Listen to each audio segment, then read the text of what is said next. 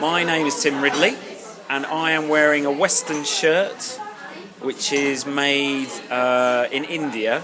I discovered after I'd bought it over the internet from a Western styling shop called Rockmount, which is in, I think it's in California. And so what made you find out all that stuff? I have always liked Western styling and rockabilly clothes, and I literally 2 years ago did some research on the internet and found that you could still get original 50s designs remade anew, because these kind of shirts are getting increasingly hard to find in vintage shops, although they do still exist. And literally just found Rockmount and ordered it, and although it was very expensive, I bought 2 shirts, and one for me and one for my partner, and so she got one and I got one for birthday and Christmas. You lit up a bit when you said it was expensive. Is it good to be expensive?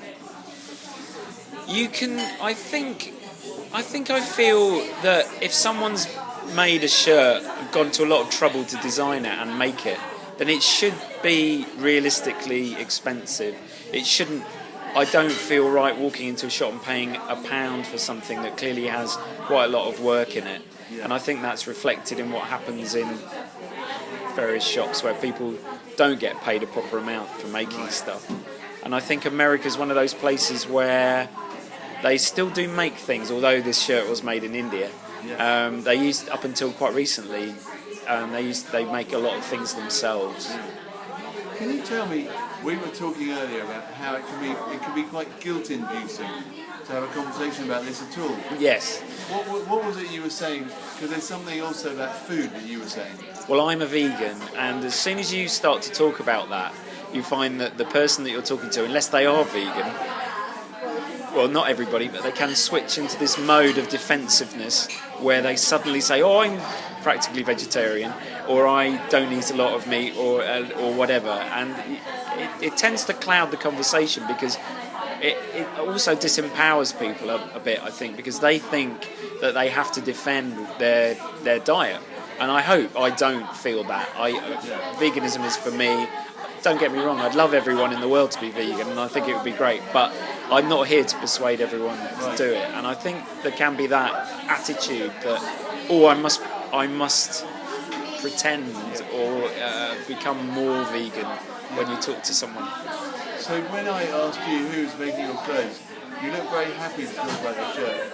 It doesn't necessarily make you unhappy to think about other things that don't have this particular sourcing, does it? Well, I don't know.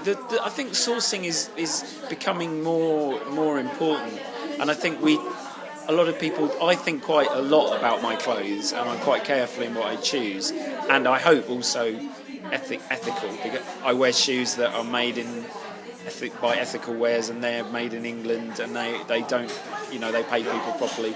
And I try and use old clothes, so I try not to actually go into new shops.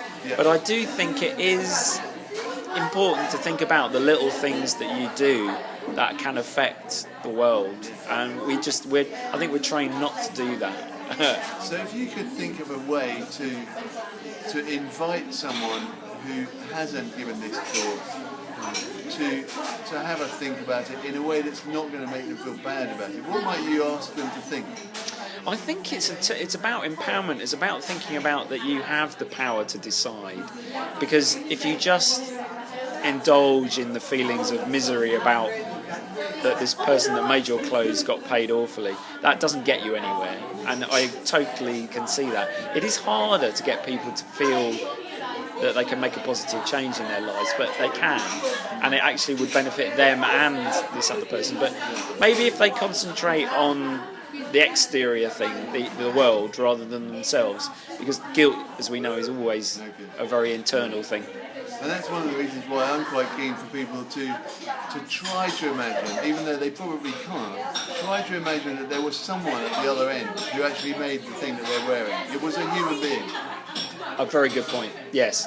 Because all too often I think we think that it's a machine, or because they don't live anywhere near where we live and have no impact on us, that we don't need to even think of them as a human being.